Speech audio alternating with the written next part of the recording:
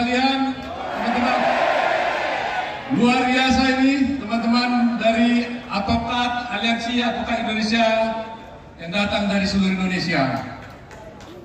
Pertama, saya sapa dulu yang saya hormati Pak Prabowo Subianto. Terima kasih Pak atas kehadirannya di tempat ini. Yang terhormat Pak Rosan, Ketua PKN 02, Rosan Roslani, yang betul-betul itu hebat memperjuangkan kemenangan Prabowo Subianto dan Gibran. Teman-teman yang lain ada Ibu Grace Natali,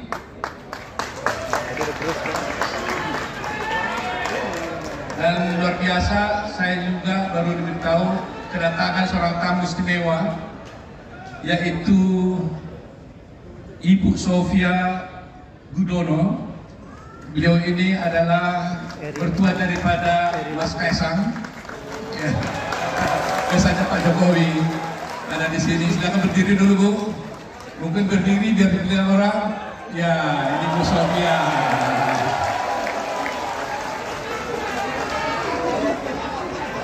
Ada juga di sini rekan saya yang selalu berjuang nih, Anda Hakim.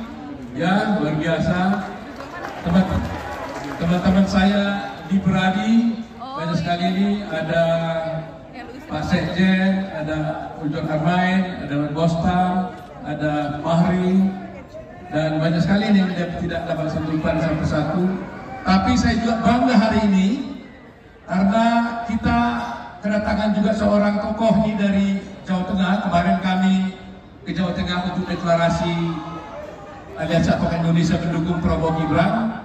Kami ditemani oleh Pak Letnan Jenderal Bibit Waluyo nih. Silakan Pak. Kurang-kurang ya. Ada di sini. Ada juga teman-teman saya di Beradi, Bendahara Umum Beradi, Pak Nana Wangsa, ada Pak Julius Rizaldi, dan ada juga nih tokoh advokat kita, Prof. Oce Kaligis. Terima kasih banyak. Terima kasih. Oce juga bisa datang mendukung di sini. Satu lagi ini saya nggak bisa lihat, ada Ruli Penggabean, ada Asido, ada satu orang yang berjasa juga ini, Rifai Puspanegara. Ini nanti tokoh di balik sukses acara ini. Dan ada Jutek Wongso. Mana Jutek Wongso nih ya. Tapi yang menyelenggarakan acara ini semua ada tunggal di sini pelakunya. Bismoko, mana Bismoko nih? Dia tokoh di balik layar acara ini. Dan tentunya saya nggak bisa lupa dong menyapa mantan istri saya, mantan pacar saya. Boleh dong. Ada di sini dia. Kalau tidak saya sapa nanti di rumah saya nggak bisa pulang nanti. Dan ada di sini juga anak saya yang datang mendukung Pak Prabowo. Tadi protes di sebelah sana karena tidak disebutkan namanya. Jadi saya ulangi dulu karena ini Pak Prabowo yang saya hormati. Yang hadir di sini ini adalah seluruh advokat Indonesia. Namanya advokat tentunya paling sedikit dia bergelar sarjana hukum. Mungkin adalah rata-rata magister, master, dan banyak sekali puluhan doktornya dan banyak profesornya.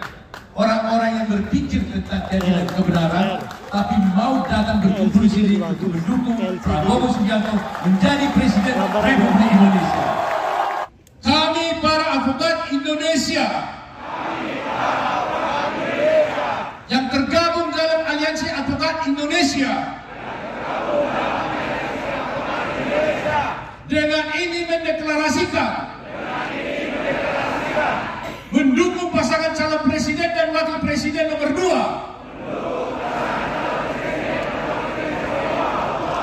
Prabowo Subianto dan Gibran Rakabuming Raka untuk menjadi presiden dan wakil presiden Republik Indonesia.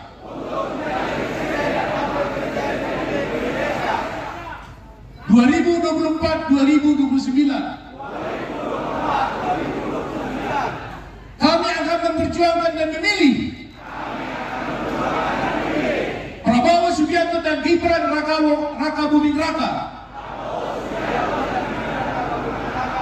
sebagai Presiden dan Wakil Presiden Republik Indonesia 2024-2029. Prabowo Gibran! Prabowo Gibran! Prabowo Gibran! Aliansi Advokat Indonesia! Aliansi Advokat Indonesia! Terima kasih. Terima kasih kami ucapkan. Hadirin dipersilakan duduk kembali. Bismillahirrahmanirrahim. Assalamualaikum warahmatullahi wabarakatuh.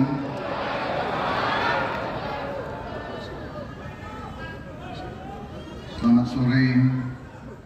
Salam sejahtera bagi kita sekalian. Shalom.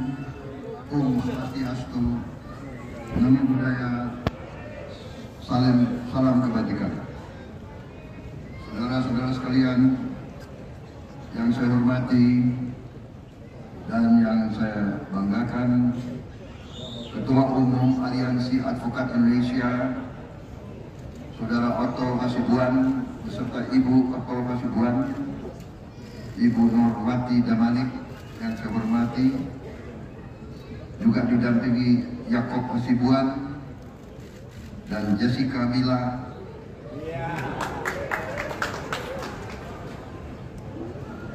yang saya hormati Dr.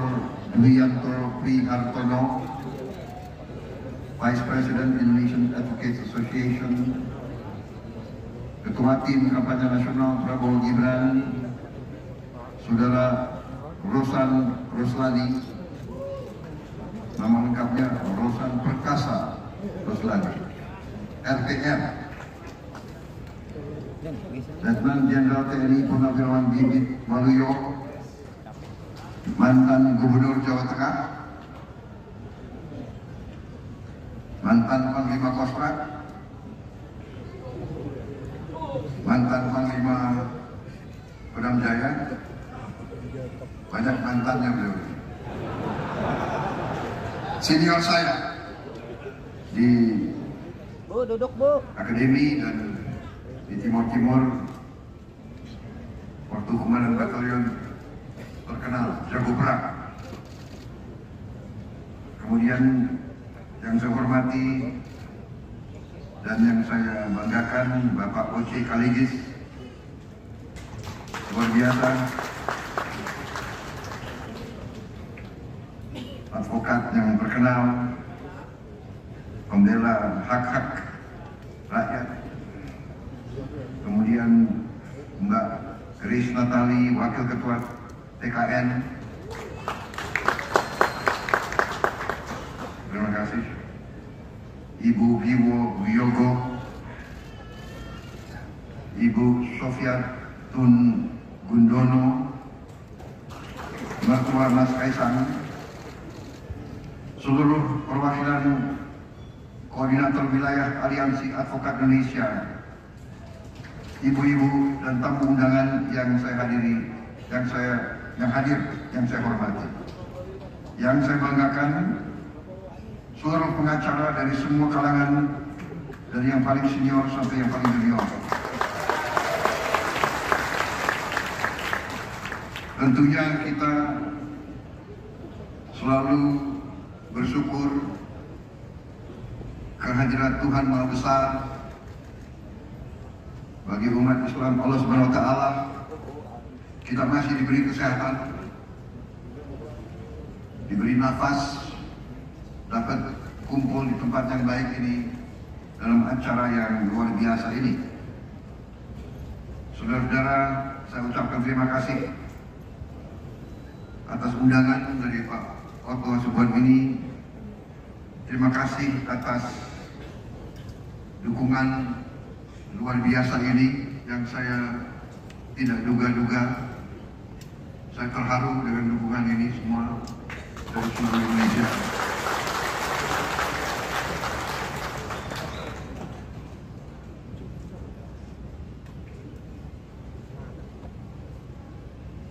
Juga saya kaget, saya Saya terharu tadi bisa lihat Wilfrida lagi.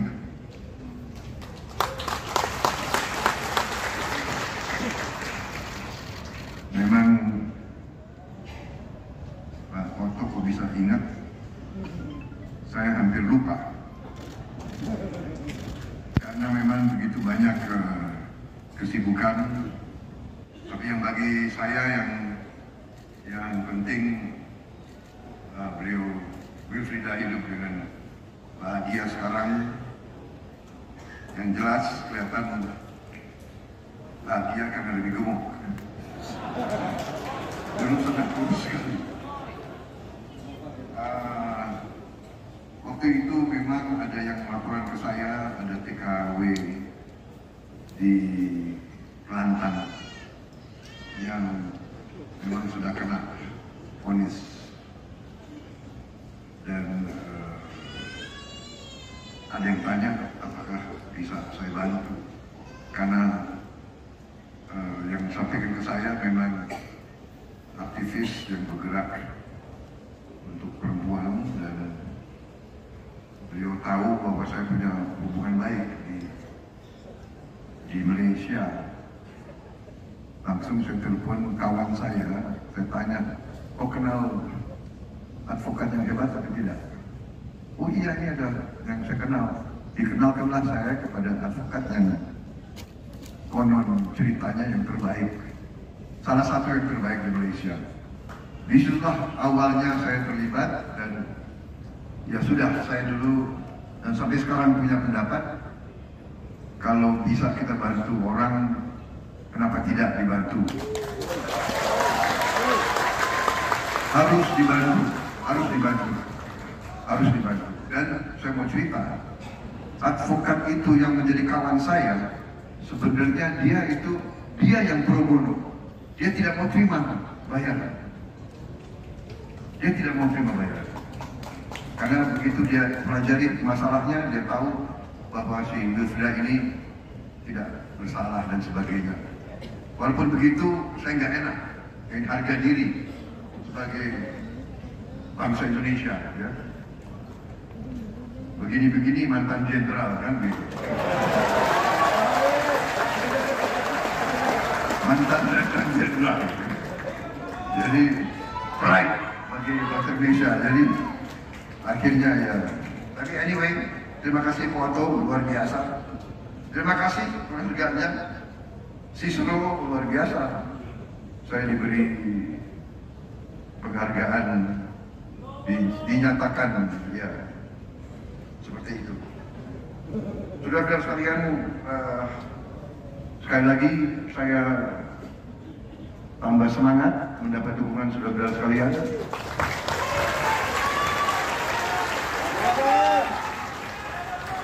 Konon ceritanya ada 4.000 advokat kumpul di sini, luar biasa. Yang saya tahu ini advokat ini kan orang pintar semua. Kalau 4.000 orang pintar, bagaimana jadinya itu? Katanya, ini katanya Pak Otto, benar atau tidak? Saya nggak tahu Pak Oce. Kalau 5 pengacara kumpul, pendapatnya ada 7. Katanya. Jadi terima kasih. Ini dorongan moral yang besar bagi saya. Kita tinggal kurang dari berapa? 20 hari lagi, 19 hari lagi. Sebentar lagi jadi 18 hari lagi. Jadi kita sekarang berada di suatu titik. Sebenarnya bangsa Indonesia patut bersyukur kondisi kita seperti ini. Saya tadi ketemu dengan beberapa orang dari Eropa, menceritakan bahwa hari ini Gaza, semua gedung di Gaza sudah 85% hancur. Dan dari semua gedung di Gaza, menurut orang Eropa ini, laporan dia adalah 85% gedungnya sudah hancur. tinggal 15%. Dan perang ini akan terus. Jadi yang saya pikirkan, bagaimana nasib 2 juta orang Palestina di Gaza? Bagaimana nasibnya? Sudah 20.000 orang mati dan sudah hampir 12.000 dari 20.000 itu adalah anak-anak kecil yang tidak berdosa. Jadi kita bisa bayangkan banyak bangsa-bangsa, banyak manusia di lain negara dalam keadaan yang sangat-sangat sulit. Karena itu saya kira sebagai bangsa kita patut bersyukur. Kita patut bersyukur bahwa pemimpin-pemimpin kita sampai hari ini berhasil untuk navigasi sehingga bangsa Indonesia sudah berapa dasawarsa tidak terlibat dengan pertikaian yang berarti dengan bangsa-bangsa lain. Saudara-saudara sekalian, kita kalau lihat juga akibat perang di mana-mana, perang di Eropa sekalipun, di Gaza, di Libya, di Sudan. Coba sebut negara mana di kawasan itu dan di kawasan kita sendiri. Di Myanmar sekarang ada 17 tentara yang saling berperang. 17. Jadi sebagai bangsa patut kita bersyukur. Dan bagaimana kita bisa seperti ini? Bagaimana bisa di mana kondisi geopolitik dunia menciptakan harga-harga pangan meningkat tajam, harga BBM meningkat tajam, bangsa Indonesia masih dalam keadaan lumayan. Saya tidak katakan hebat. Kita masih merasakan banyak rakyat kita dalam kesulitan. Tapi hendaknya kita berpikir dengan jernih, dengan akal sehat, dengan hati yang bersih. Dan saya menganjurkan, marilah dalam setiap usaha, dalam politik, kita harus bersaing, kita harus berkontestasi, tapi hendaknya kita bersaing dengan hati yang baik, kita bersaing dengan itikat yang baik, kita bersaing dengan cinta tanah air, kita bersaing dengan tidak menyakiti pihak lain, kita bersaing dengan mengingat bahwa rakyat kita menghendaki pemimpin-pemimpin kita rukun, pemimpin-pemimpin kita berhubungan baik, pemimpin-pemimpin kita tidak saling menjelek-jelekan, tidak saling, apalagi saling menfitnah, apalagi saling mencari-cari sesuatu yang tidak benar adanya.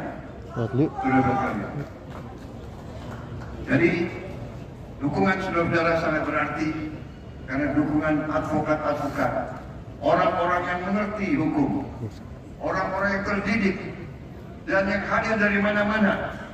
Saya kira ini lambang, ini simbol, ini perwakilan dari seluruh rakyat Indonesia. Terima kasih dukungan saudara. Masa depan kita bagus, masa depan kita gemilang. Strategi Pak Joko Widodo benar, saudara-saudara sekalian. Dan saya mantan lawan beliau, saya rival beliau. Berapa kali saya lawan beliau dan ya berapa kali kalah.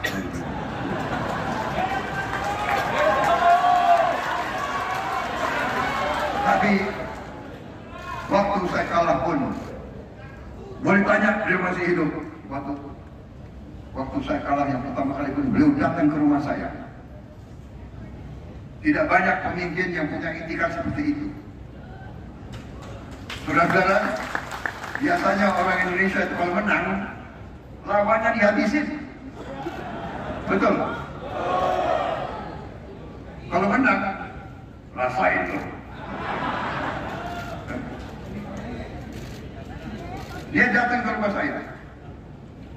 Saudara-saudara, itu waktu pertama kali beliau menang sama saya. Dan saudara mengetahui sendiri, kedua kali waktu beliau mengalahkan saya pun, beliau kirim utusan mengajak saya rekonsiliasi, mengajak saya. Tidak semua pemimpin macam itu. Coba berapa ratus pilkada, berapa ratus pemilihan bupati, pemilihan gubernur, ada yang menang datang ke rumah yang lawan, ya kan?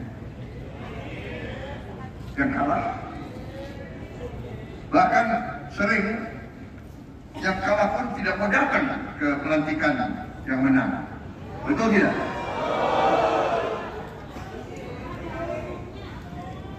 Saudara-saudara, saya bukan malaikat, salah. Saya manusia biasa yang penuh kekurangan, yang penuh kelemahan. Tapi, ya itu, dalam arti saya pun mengerti bahwa kalau kita punya tanggung jawab, kalau kita punya kelebihan, kalau kita punya kesempatan, kelebihan, kesempatan, kapasitas, kemampuan harus digunakan untuk kepentingan yang baik bagi orang lain kalau bisa. Jadi pendapat saya, kalau tidak bisa bantu banyak orang, bantulah beberapa orang. Kalau tidak bisa bantu beberapa orang, bantulah satu orang. Kalau tidak bisa satu orang pun kau bantu, jangan bikin orang lain susah. Itu pendapat saya. Dengan demikian, Pak Jokowi dan saya, kita telah memberi contoh. Kita berlawanan, kita berseberangan, kita bersaing, kita kontestasi. Kontestasinya pun bukan kontestasi etok-etok. Lumayan juga waktu itu, ya. Debat, saya debat sama Pak Jokowi. Tapi kalau Anda replay rekaman debat itu, Anda bisa lihat kita saling menghormati.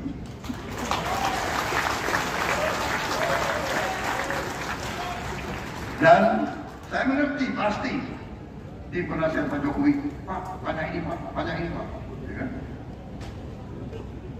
Harus disikat Pak, serang Pak. Sama tim penasihat saya sama juga. Pokoknya apa yang disampaikan oleh Pak Jokowi, Bapak lawan. Begini, waduh. Menghadapi tim penasehat kadang-kadang capek juga. Tapi Pak Rosan enggak. Jadi ada yang marah sama saya begitu selesai debat sama Pak Jokowi. Ada yang marah tim saya. Pak, kok gitu Pak? Harusnya kalau pendapatnya Pak Jokowi benar, masa saya menentang? Ya. Karena bagaimanapun debat itu berdiri di depan banyak orang. Berarti kalau kita diskusi, kalau kita bicara, yang kita bicara harus masuk akal, yang bicara harus benar, bukan ngarang. Ya. Apalagi datanya nggak benar. Ya.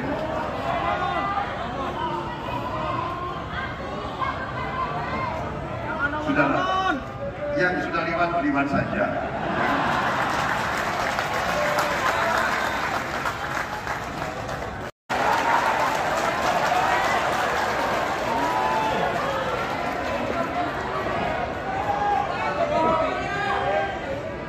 Jadi saudara-saudara, saya tidak apa-apa dikasih nilai rendah, tidak apa-apa. Itikat baik saya berbuat yang baik, kan begitu saja. Ya. Tapi saya harus mengakui loh, selama hidup saya sekolah di mana-mana. Saya pernah sekolah di Inggris, sekolah di Jerman, di Swiss, di Singapura, di Malaysia, di Amerika, di Indonesia. Belum pernah saya dapat nilai segitu.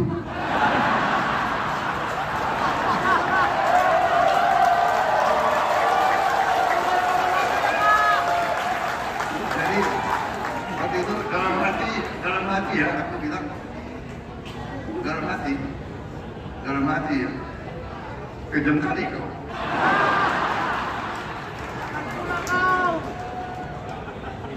Itu orang Medan. Kalau orang Medan ngomongnya gitu, kejam kali kau. Hati-hati, saya ini ada TV nanti.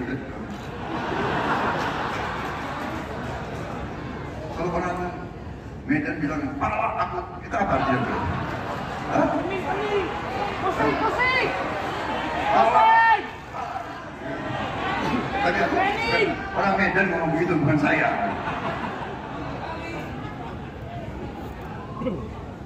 Jadi sudah nggak apa-apa, saya agak shock sedikit tuh. Agak shock sedikit, tapi nggak apa-apa. Yang penting kalau orang Jakarta bahasa Betawi, ya kan, jawabannya harusnya emangnya lo siapa ya?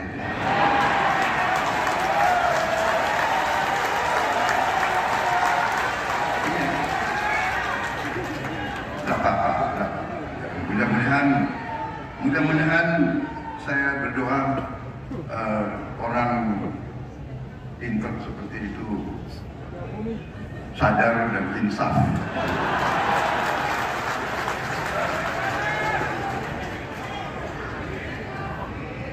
Tapi kembali ke pelajaran. Contoh yang dikasih lihat oleh Pak Jokowi, ya. Pemimpin itu filosofi nenek moyang kita. Menang tanpa ngasurake, menang tanpa menyakiti. Dan ini ternyata adalah kesimpulan banyak pengamat internasional terhadap masa depan Indonesia. Mereka mengatakan Indonesia ini sebenarnya sudah sulit terbendung untuk menjadi negara hebat, negara makmur, negara kuat, negara kaya. Sulit. Dengan catatan bahwa pemimpin-pemimpinnya bisa rukun, pemimpin-pemimpinnya bisa kerjasama, pemimpin-pemimpinnya bisa kolaborasi, dan itu tekad saya ingin menciptakan suasana kita kerjasama dengan semua pihak, kita kolaborasi, dan kita nanti harus memimpin tanpa dengki, tanpa benci, tanpa dendam, tanpa salah sangka, tanpa buruk sangka, tanpa curiga-curigaan. Itu kita harus ciptakan Indonesia yang seperti itu. Demokrasi kita, demokrasi seperti itu, saudara-saudara sekalian. Jadi, saudara-saudara, saya tegaskan seluruh yang mendukung saya mohon kita teruskan kampanye ini dengan santun, sopan, memberi selalu kebaikan.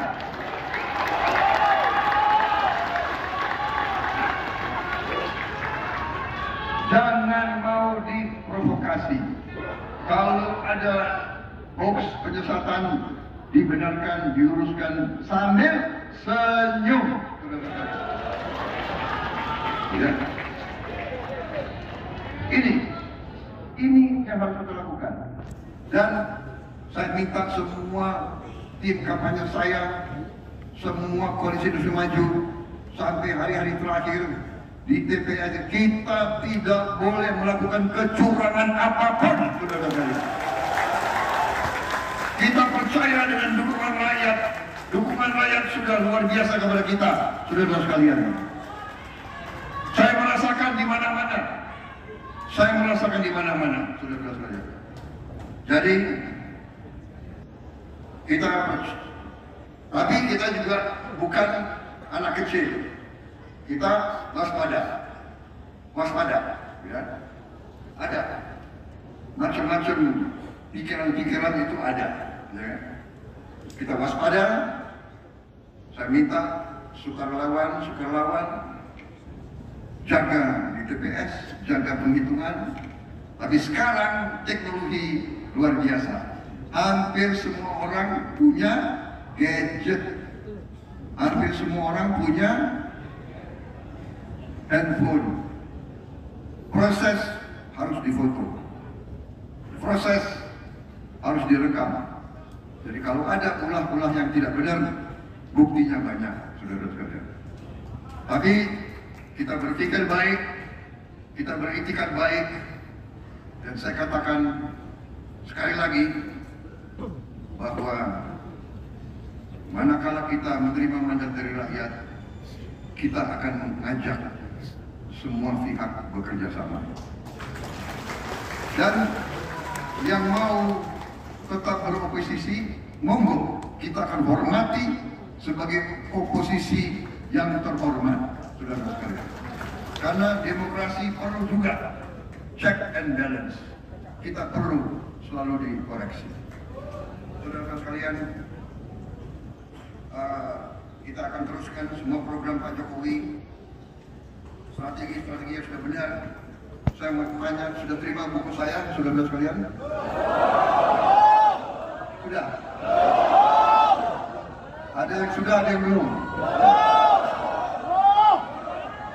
Angkat tangan yang belum? Oh, banyak sekali. Tolong ya, tim segera dikirim kepada aliansi Advokat Indonesia, nanti mereka bisa bagikan. Mereka bisa. Intinya di situ, berapa hari ini bergantian terus kami terima dukungan dari mana-mana. Kemarin petani kelapa sawit, petani plasma, petani tebu, nelayan, buruh, ojol, tukang bakso, bergiliran semua menyatakan dukungan. Hari ini 4.000 advokat dari seluruh Indonesia. Terima kasih. Tolong kerahkan semuanya, turun ke bawah, pengaruh Anda, jaringan Anda, gunakan. Saudara-saudara, negara kita diambang lompatan besar. Kita punya segala kekayaan yang luar biasa. Saya baru diberitahu oleh pakar-pakar, kita satu-satunya negara, hampir tidak ada negara lain seperti kita. Sebentar lagi seluruh BBM kita akan berasal dari bio, berarti hijau, dari kelapa sawit, berarti tidak akan mencemarkan lingkungan. Green energy Indonesia, termasuk bensin nanti akan dari etanol dari tebu, dari aren, dari singkong. Bisa 100% juga. Kita tidak perlu impor BBM, saudara-saudara sekalian. Ini sasaran kita. We will be green, we will be renewable energy untuk rakyat kita, saudara-saudara sekalian. Dan program-program hilirisasi akan membuat kita negara yang mandiri, negara yang bisa produktif, negara industri, negara nanti yang rakyatnya hidup sejahtera, hidup dengan martabat, hidup dalam kecukupan. Itu tujuan kita, itu perjuangan kita. Kita berjuang, saya berjuang, saya minta mandat dari rakyat. Saya ingin menghilangkan kemiskinan dan kurang gizi dari seluruh rakyat Indonesia.